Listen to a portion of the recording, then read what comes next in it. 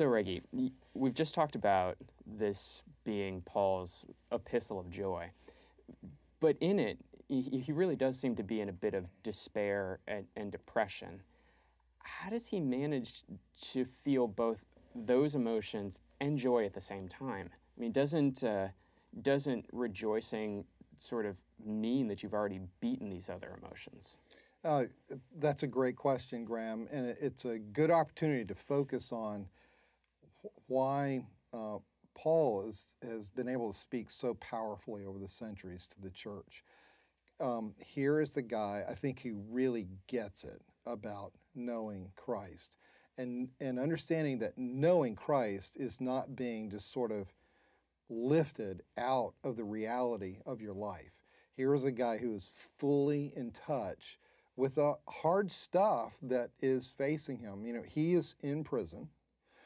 He's got people who are supposed to be on his side, who are outside, who are proclaiming Christ all the more because they think it's going to make his situation worse. Meanwhile, he's worried about false teachers coming back into this church and bringing up old stuff that he had thought that he had dealt with, you know, in the letter to the Galatians. He's got he has the very real possibility that he's going to be executed. And he is just not in denial about the really hard stuff.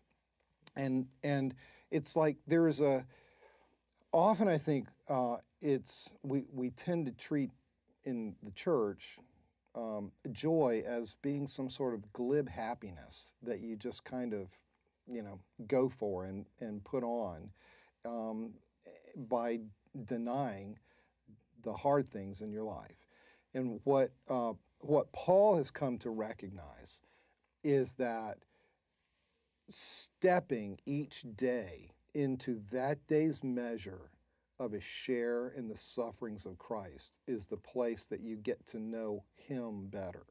So there is, I think, the things that feel despairing or that carry kind of keen disappointment in Paul are really the backdrop against which I think way down in the depths of who he is, he's able to know the presence of one who is with him.